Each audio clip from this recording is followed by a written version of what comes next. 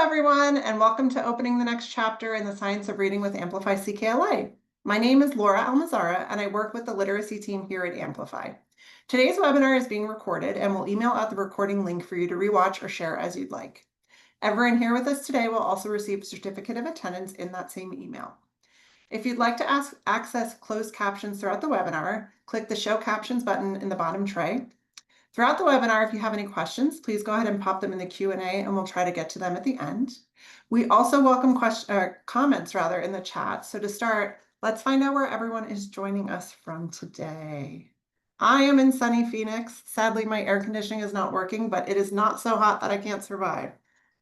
So where is everyone else coming from? Hopefully more temperate temperatures.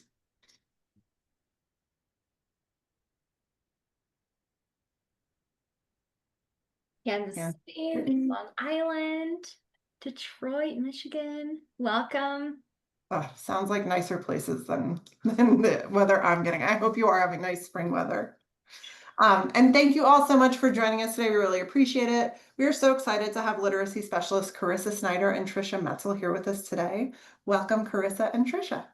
Yeah, and I'm so happy to be here. I'm coming to you from Colorado, where we had a little bit of a rainstorm and a little bit of hail here, but it is getting better. And I'm excited to be bringing CKLA to you. We do have folks that can help in the chat, so please, if you have questions or comments, just know on our end, we do have folks that can help. But my name is Carissa Snyder. I am a former classroom teacher. For the past several years, I've had the opportunity of working with educators from coast to coast, supporting them in implementing CKLA. And I know what it feels like when you want what's best for your kids, right? But we also need a program that actually works. So I'm really excited to talk to you about CKLA and how it can actually do that. But joining me is Trisha, who also brings just a wealth of knowledge, and I'm going to let her introduce herself. Thanks, Carissa. So I, like Carissa, work with schools and districts to support their literacy adoption. But I usually do this in person. So virtual today is a new ballgame for me. But as a former classroom teacher, instructional coach, literacy coordinator, school leader, division leader, all the things, I too understand what goes into your day-to-day roles as teachers and love supporting you in your success. So together, today we're going to walk you through CKLA and how it really connects to a larger research-backed approach to foundational literacy instruction. So I am going to talk to you a little bit about our literacy suite. So at Amplify, we have that comprehensive literacy ecosystem that was really developed to ensure students' needs are met. The products within that literacy suite really have what's kind of like the same DNA, meaning that they all work together.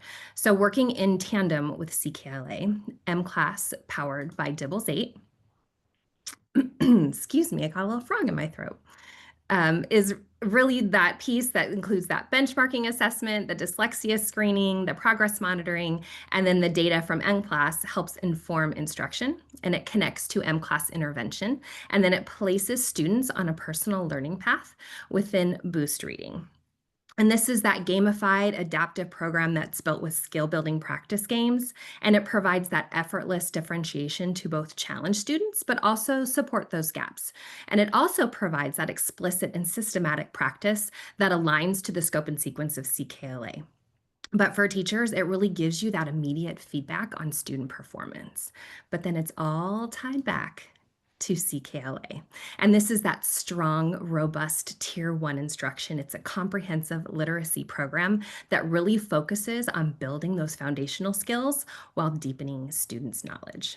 So I'm going to turn it back over to Carissa, and she's going to tell us a little bit about what this looks like. Yeah, and one of the big reasons why I started working for Amplify was they were such a big thought leader in the science of reading. That also stems into our program design, but this is why we take a two-strand approach in developing language comprehension and word recognition. So then over time, as students are becoming skilled readers and critical thinkers, they go into this integrated strand. The way that this presentation is going to be outlined is in those three different sections, so you can see how they all work together. Let's first begin in the two-strand approach for kindergarten, first, and in second grade, where students are going to experience both of these strands every single day. So starting at the bottom part of the strand, right, working within word recognition, the student's ability to lift words off of a page, we do that in our foundational skill strand. In the skill strand is where students are going to focus on early reading and early writing, decoding, fluency, uh, writing, really building that strong foundation for confident reading and writing.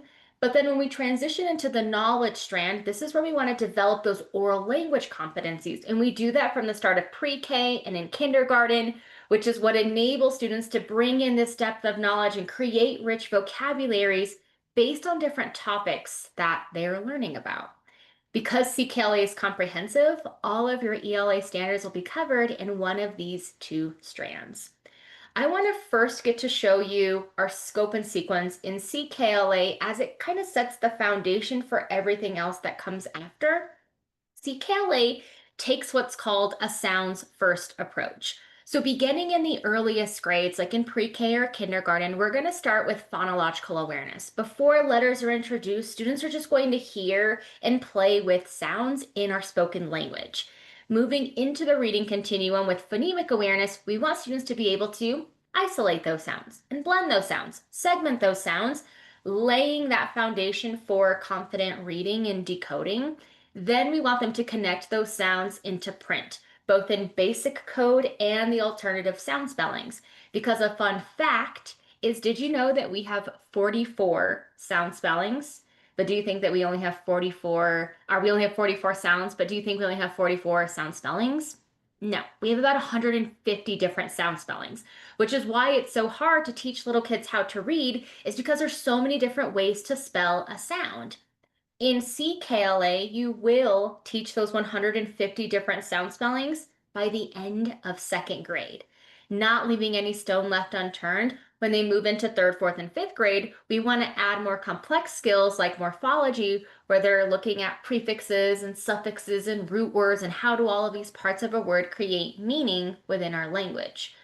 So the scope and sequence lays that foundation, and this is what it looks like when we want to bring it to life every day in a CKLA classroom. We introduce a skill through phonemic awareness, just like you see here, followed by explicit phonics instruction. So students can also engage in handwriting activities when they're applying those newly acquired sound spelling correspondences as they write, but they're also going to be able to apply them and build fluency and accuracy when they're reading them in different connected texts. Alongside teaching reading and writing, you're also going to be teaching grammar instruction and the writing process.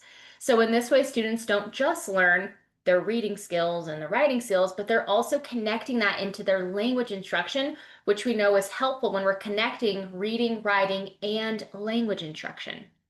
All of these skills are organized in skills units in kindergarten, first, and second grade.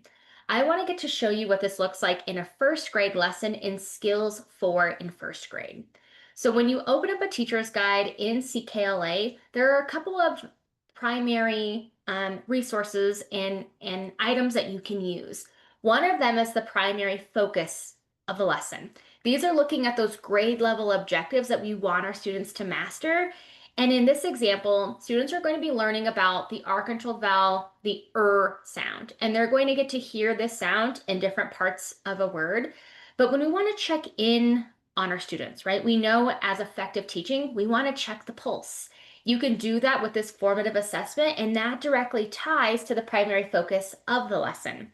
You can find this physically within your teacher's guides, and you can also find this online where you can review and prep for everything.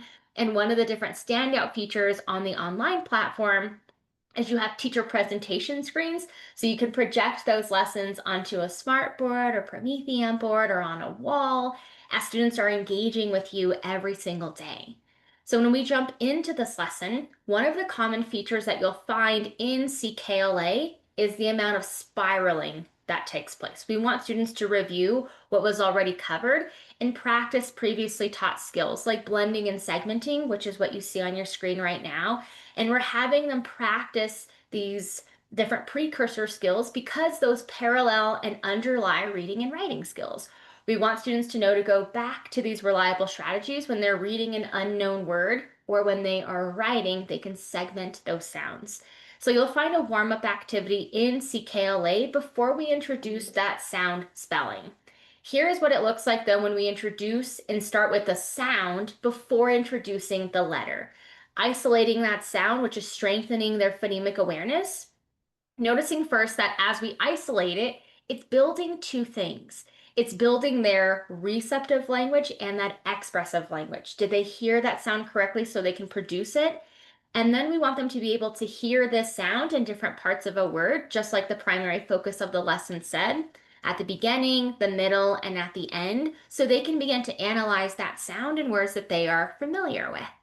But we also want to be able to have students practice saying the sound over and over again. And that's where the sound library is going to be helpful, is we have articulation videos like the one that you see here, where we zoom in on a student's mouth and they can see how that sound spelling is articulated, which can be helpful for all learners in the classroom so they can return to this video again and again.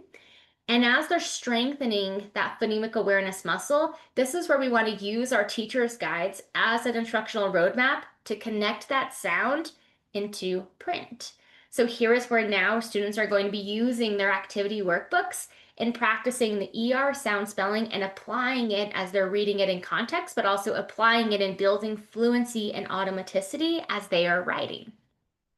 Alongside having materials like your teacher's guide and the student's activity workbook, you also have a variety of other components. One of them are vowel and consonant code posters and spelling cards when you're introducing those new sound spellings. But as we're introducing a sound spelling, do you see this blue bar? That's called a power bar. A power bar is a visual reminder of what is the most common and least ambiguous way to spell a sound spelling. So if I were to ask you, how many ways could you spell the sound? You'd probably think of a couple, right? We have ER as in her, IR like in bird, UR like in hurt. There are 6 ways.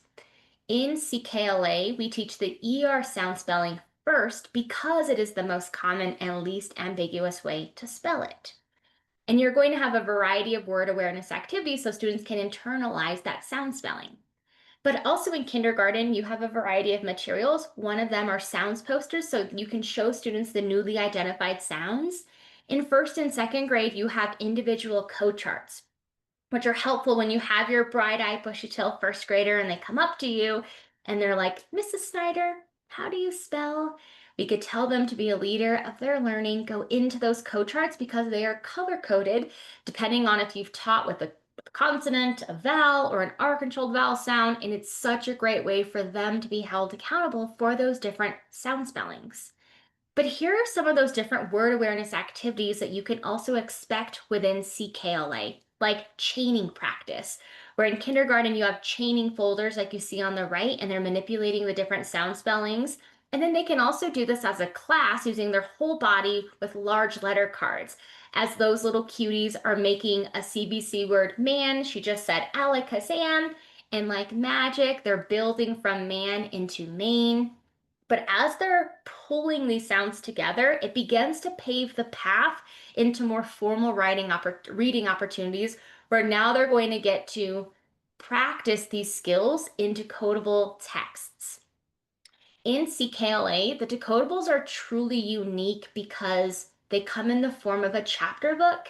They are a mix of fiction and nonfiction texts. There are reoccurring characters that students are going to grow to love, and they are 100% decodable, which means that every single student in your class is going to get to feel that success and they get to feel the, I can read this, which we know is so transformational, and that's what they get to remember when they leave your classroom.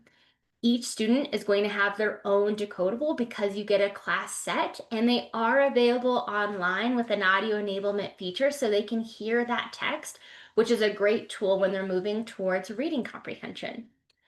The decodable that goes with this unit skills 4 is called the Green Fern Zoo. And this is where the students are going to be practicing their code knowledge, and they're going to apply their R-controlled vowels and two-syllable words here. But we also want students to be able to respond to the text. We want them to be able to discuss it, and we want them to be able to respond. This is where we're laying the groundwork for the writing process, but at the sentence level, where students are going back, providing some text evidence, which we know is important in those following grades. But that writing is going to build into the writing process, where students are going to get to build and write the different expected genres across your different grade levels, but always connecting back to that connected text. Here, students are going to begin to see writing as a process, and it is a process.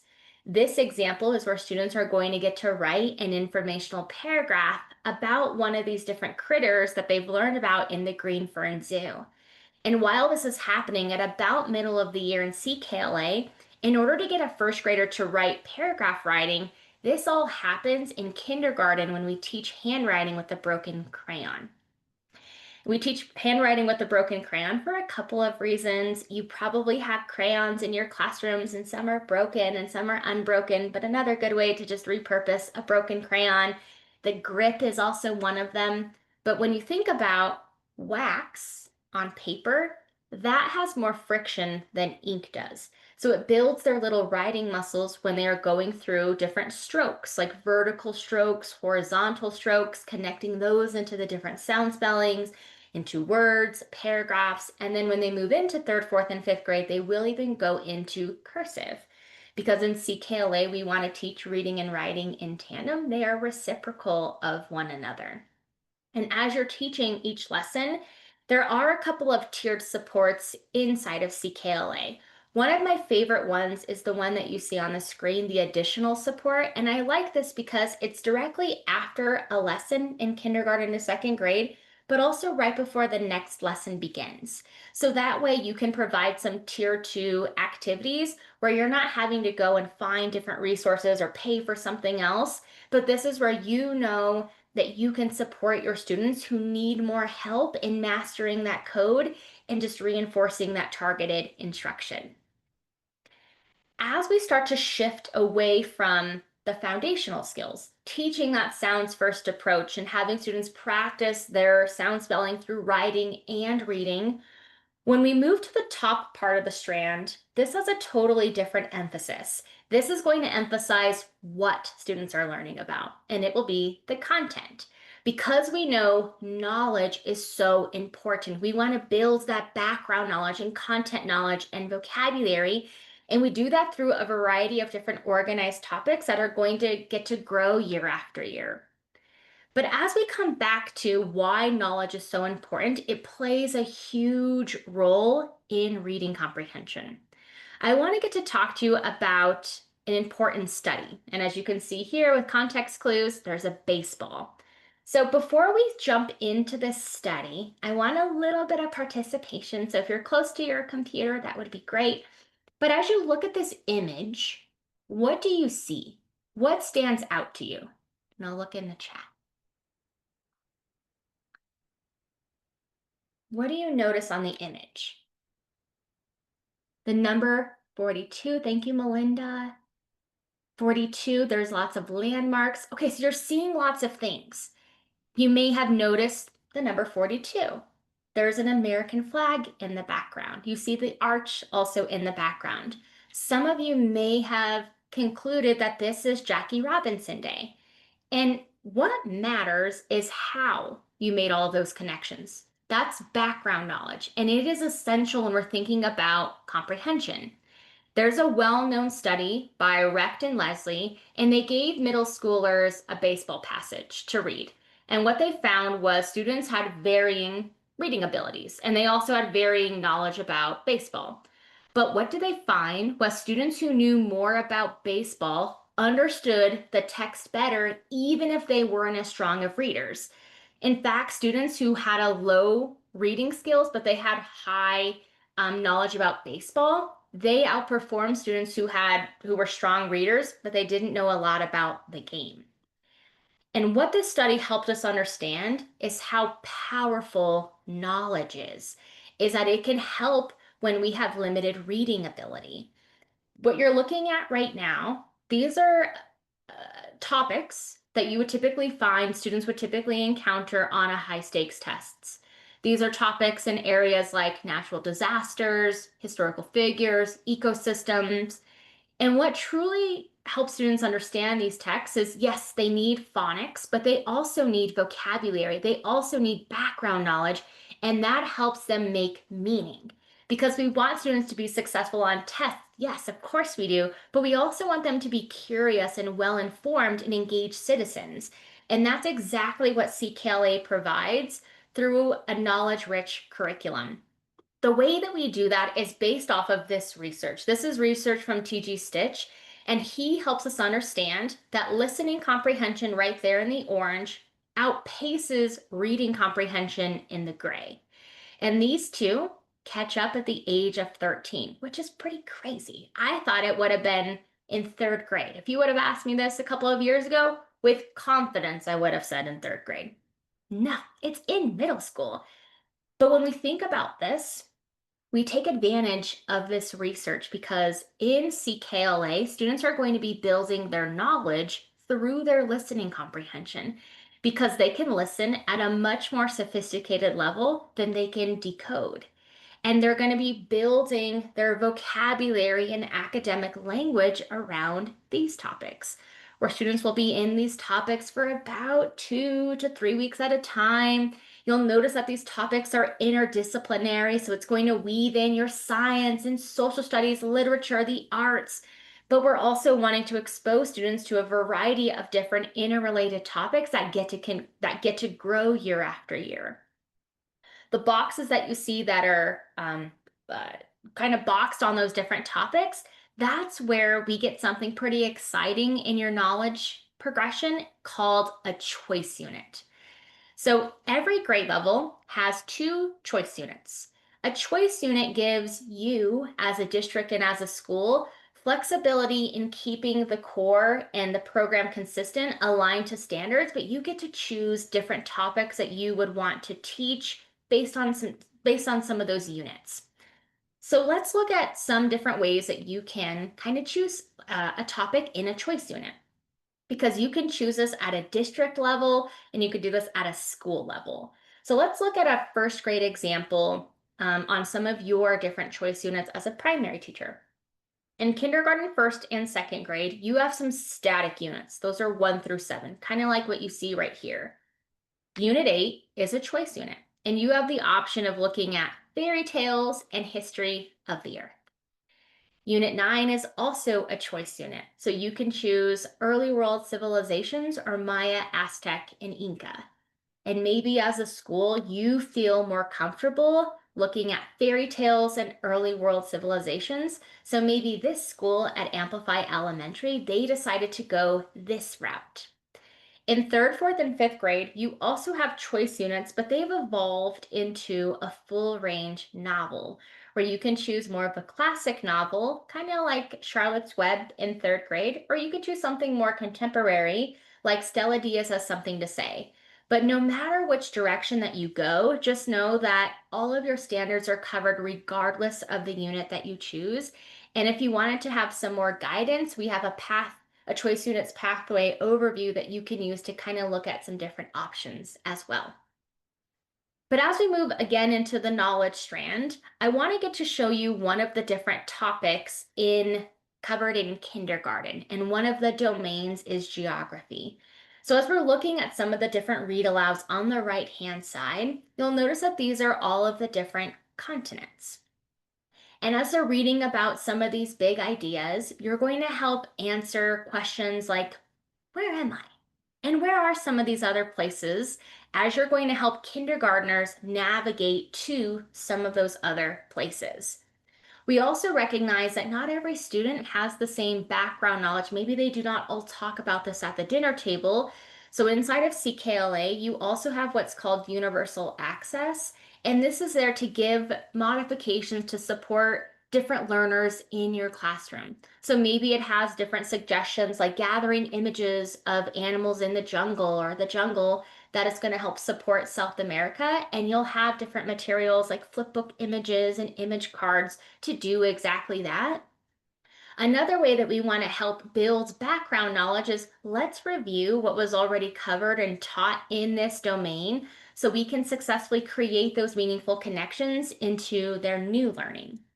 Taking just a little bit deeper into some other embedded supports, the sidebar of a teacher's guide is where you're going to find even more personalized instruction. The support is there for more students who need more assistance, and the challenge is there for students who need more of an extension. Directly in line to the lesson is where you're going to find multilingual and English language supports. And as we bring this accessibility to life, it's done through a content-rich read aloud, where you're reading from your teacher's guide, like you see on the right-hand side. And then as you're reading, you are showing the students these different images, bringing this text to life, but also easing the challenge of having to decode this advanced text. You may notice that there's highlighted sections there in the teacher's guide, but that's there intentionally. That's there so we can spark some engagement. This may be where you're pausing to have a quick discussion or you're clarifying tricky concepts, but you're deepening their comprehension, allowing students to come back into the text by connecting back into the material with you.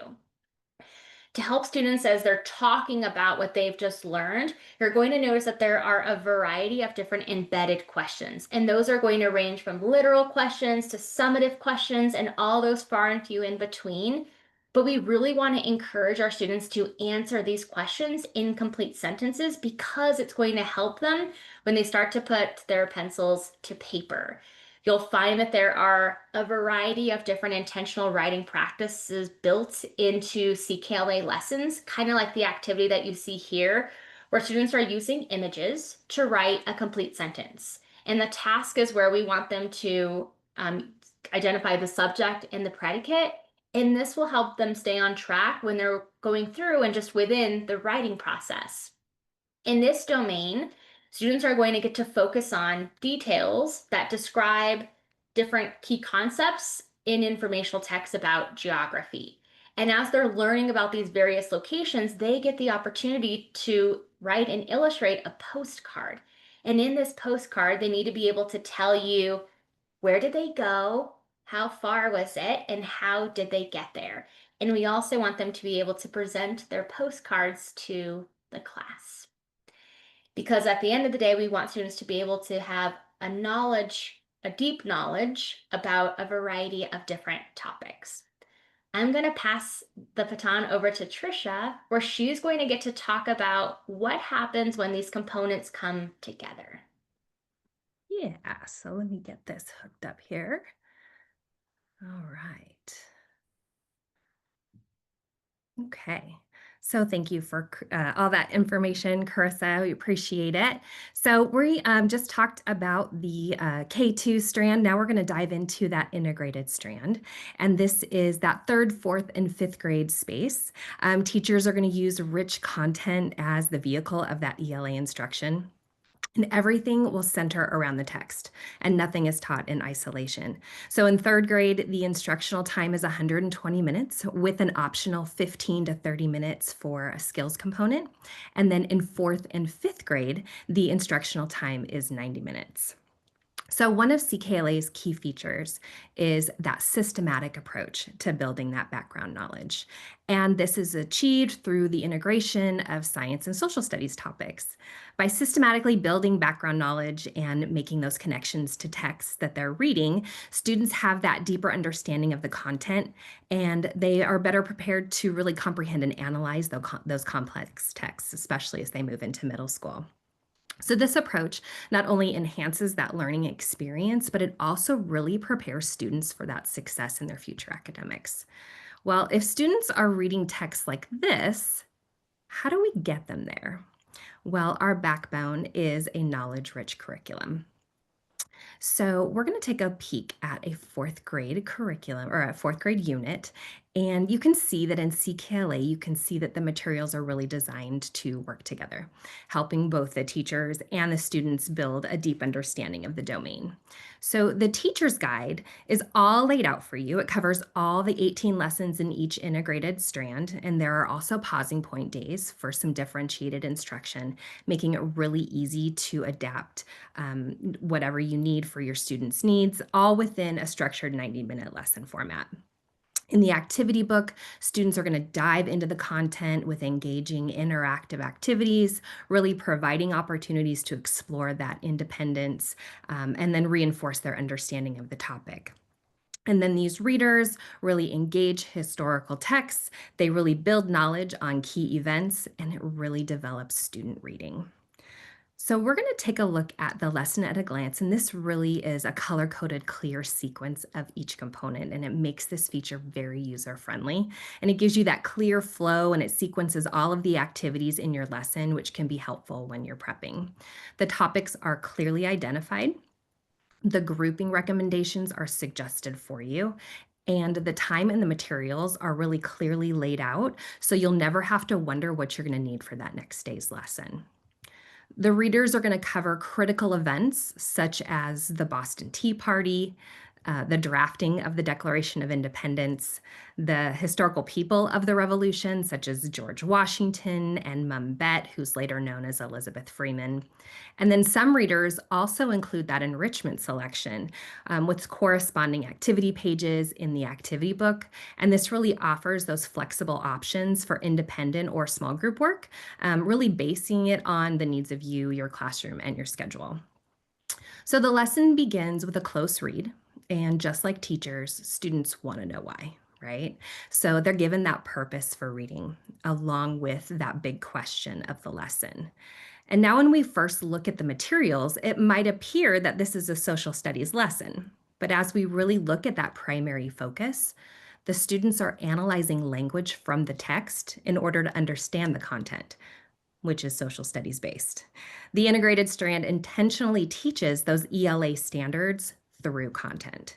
So students then engage with the text multiple times through a close reading routine. Suggested groups are provided, but teachers are left to make the decision based on the needs and the strengths of students.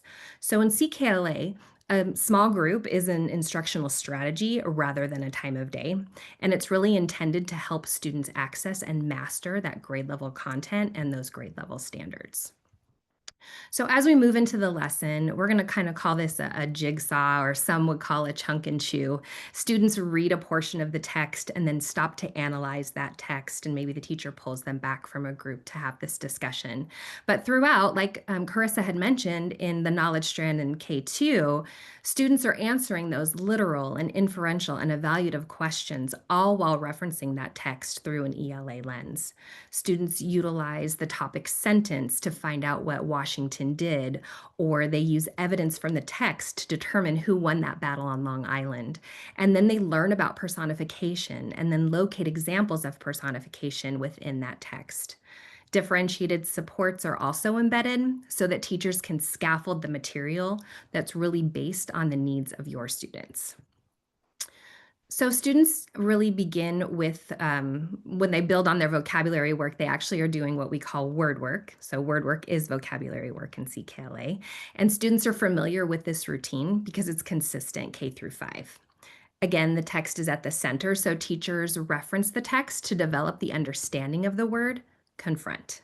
And this extends to make a connection to the part of speech, and a quick check for understanding is completed as a think, pair, share to see and check for understanding.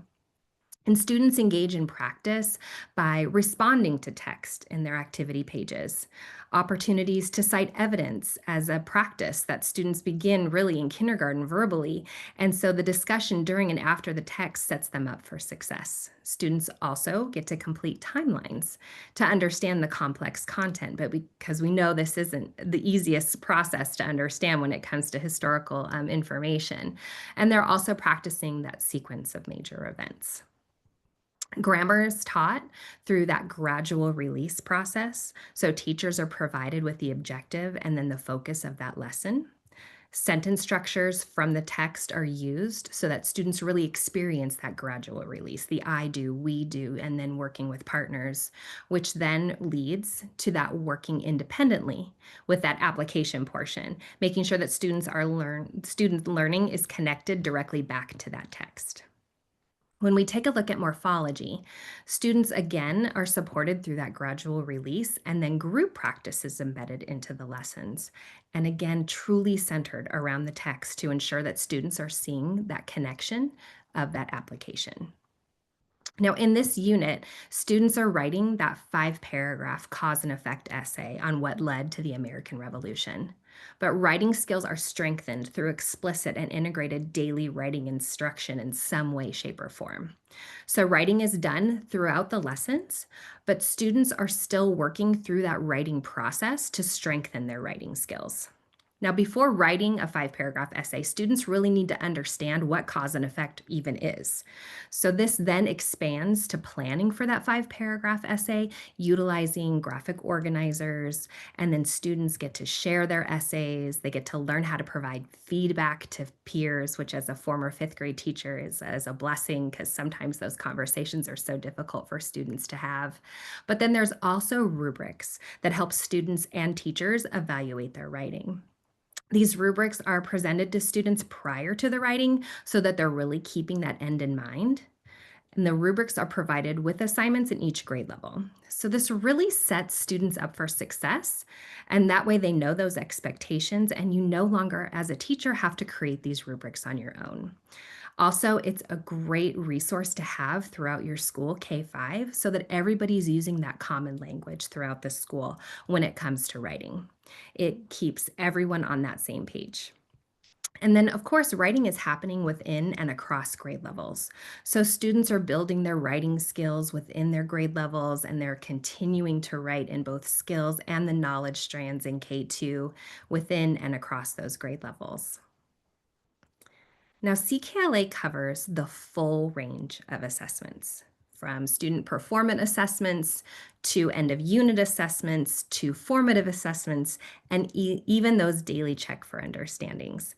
This allows the teacher to take the pulse on how students are processing all of that information. And then all of the data that's collected through the course of a unit really gives teachers the insight that they need to make those informed instructional decisions. Student performance assessments are at the end of each skills lesson that Carissa had talked about. And then these assessments are paper pencil, and they mirror those same assessment layouts that students may see on state assessments so that the test layout isn't new to them as they enter into 3rd grade. Question types include cold reads, vocabulary, grammar. Notice that these also have some of those scaffolds that are built into the assessments so that students can continue to feel that success. And then in the upper grades, assessment provides that valuable information on the skills and content that students have mastered. So these assessments mimic also what students see on state assessments. The students are reading a passage of nonfiction and fiction, questions that are assessing vocabulary, and text analysis through that part A and part B piece. And then in this particular assessment, students are also asked to write from a different point of view based on the reading and the content that was learned. But a variety of different types of written responses are represented throughout the curriculum assessments. There's also options for digital assessments, and this comes with auto-scoring features. This really allows teachers to effortlessly track students' mastery of standards and content. And this really enables more of that targeted and effective instructional decisions. These digital assessments are available for end-of-domain evaluations in both knowledge and the integrated strands, and this begins in kindergarten in Unit 5. Now, the format of the assessments also aligns well with many state assessments, and this includes that text that's embedded, the multiple answers, multiple choice questions, drop down, and then the drag and drop as well. The digital assessments are also great for reporting. There are special color-coded reports for teachers, which provide a variety of different types. Teachers can get report results by question and standard, by questions correct or incorrect, and then standards-based reporting as well. So it really does provide lots of different options and features. There's also additional tiered support that's embedded. So we're going to take a look at some of those features. There are targeted instructional pieces. This is available and it provides resources that are included digitally that support the skill that the student may be struggling with. So this isn't specific for grade level, but rather for skill. And these lessons can be printed as well. They're great if you have additional helping hands in your class because they're very easy to use. The lessons are provided. The materials to support those lessons are included, and then there's also a progress monitoring tool that's included into this as well. So this is the intervention toolkit. There's also skill building practice, and this happens through digital activities that are powered by Boost Reading, which are integrated within Amplify's literacy suite. And these engaging games align with CKLA lessons, and they offer teachers instant feedback on student progress. There's also the third grade skills, and this reinforces and builds on that K2 skills instruction. It aligns with the mastery of code, and this is really intended to be used as a support for your core instruction or to extend those daily lessons or as an intervention solution, really depending on your students' needs. Each lesson follows that familiar sequence that can be taught in one 30-minute lesson or two 15-minute lessons to accommodate your schedule. Again, not required, but totally offered for your support. The lessons really provide a deep dive into specific skills, so teachers can use that as they see that's best fit for their students. You'll also notice that the lessons are set up just like the other lessons. So there's that primary focus, and then there's that formative assessment that's embedded, and then there's activity pages that accompany the lessons for student support. And then, of course, we have our language studio, and this is an additional support that is also there to extend and support that core instruction, and it works great for push in and pull out support models for second language learners. Now, if you're thinking about being a dual immersion school or you do have dual language within your school, we have a companion for that too. And this includes M-Class Lectura, Boost Lectura, and Amplify Caminos. And Caminos is a comprehensive Spanish language arts curriculum that really builds those foundational skills, the background knowledge, and vocabulary in Spanish. So at Amplify, we know that a curriculum adoption is more than just ordering materials. A team of support is here to walk beside teachers and school leaders through the whole process.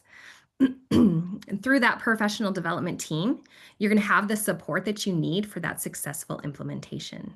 So not only do we have on-site PD that is provided, but we can support you through our on-demand for professional development that really provides program and planning resources and videos of model lessons from the classroom.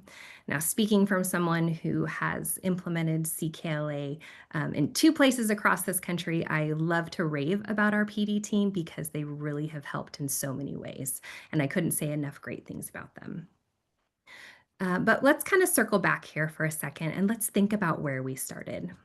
So why CKLA? Well, not only is CKLA built on the science of reading and engaging for students and teachers, but from the mouths of babes. If I was able to describe CKLA in one word, it would be awesome. Awesome. Every day we do something different. This class is spectacular. Exquisite. Educational. Amazing. And really, it's because students love it. So thank you for your time. I'm going to turn this back over to Laura, and she's going to talk a little bit about a couple things we got coming up here at Amplify. Thank you, Trisha and Carissa, and thank all of you who have joined us today. I know it's a little bit late on the East Coast, so I appreciate your being here after hours. The learning and presenting is not done. If you want to keep learning about the science of reading, we have a summit in just a couple of weeks here. It's an all-day virtual event. We're going to have Young Suk Grace Kim, Hugh Katz, Jane Oakhill, our own Susan Lambert. It's going to be a great time. So please feel free to register to save your spot. I'm going to throw the link in the chat here. And then in case you're unaware, we do have a podcast hosted by Susan Lambert. It's called Science of Reading the Podcast. I believe we're on our 9th season, about to enter our 10th, and we have well over 100 episodes in our library. So if you haven't already found that podcast, we encourage you to take a look and listen.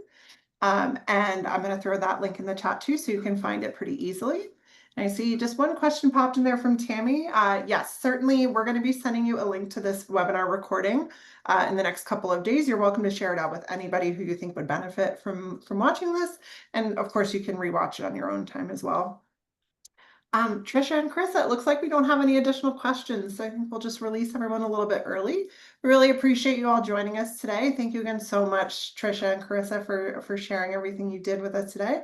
And we hope you all have a wonderful rest of your Thursday.